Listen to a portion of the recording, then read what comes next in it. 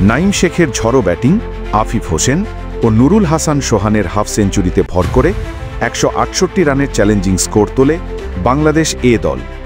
নাঈমের 32 বলে 47 রানের ইনিংস ম্যাচের গতি ঘুরিয়ে দেয়।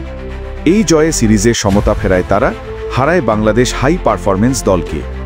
ম্যাচ শেষে নাঈমের প্রশংসা করেছেন এ দলের কোচ মিজানুর রহমান বাবুল। তবে তার পরামর্শ, নাঈম যেন নিজের সীমাবদ্ধতা কাটিয়ে ওঠে। টসে জিতে ব্যাটিংয়ে নামে বাংলাদেশ এ দল, কিন্তু শুরুটা ছিল হতাশাজনক। ইনিংসের দ্বিতীয় ওভারেই রান আউট হয়ে ফেরেন সাইফ হাসান। এরপর নাঈম শেখ ও মাহিদুল ইসলাম জুটি গড়ার চেষ্টা করেন। পাওয়ার প্লেতে মূলত রান এসেছে নাঈমের ব্যাট থেকে। তবে পাওয়ার প্লে শেষ হওয়ার আগেই সেই জুটি ভেঙে যায় আহমদ শরীফের বলে। মাত্র 8 রান করে আউট হন অঙ্কন। কিছুক্ষণ পরই নাঈমও ফিরে যান। 50-র দিকেই এগোচ্ছিলেন, কিন্তু নাঈম আহমদ সাকিবের বলে 3-4 ও 3 ছক্কায় 47 রানে থামেন। এরপর ম্যাচে নিয়ন্ত্রণ আনে বাংলাদেশ এ দলের স্পিনাররা। মাহফুজুর রহমান রাব্বি, সাইফ হাসান ও রাকিবুল হাসান 3 জনে মিলে নেন 7 উইকেট। হাই পারফরম্যান্স দলের পক্ষে মাহফিজুল ইসলাম রবিন 40 রান করলেও বাকিরা ব্যর্থ হয়। 133 রানে থেমে যায় তাদের ইনিংস। ম্যাচ শেষে কোচ বাবুল বলেন, নাঈম সাধারণত মারমুখী ব্যাটিং করে, তবে স্লো পিচে খেলার জন্য তাকে মানিয়ে নিতে হবে। সে জাতীয় দলে খেলেছে, অনেক অভিজ্ঞ।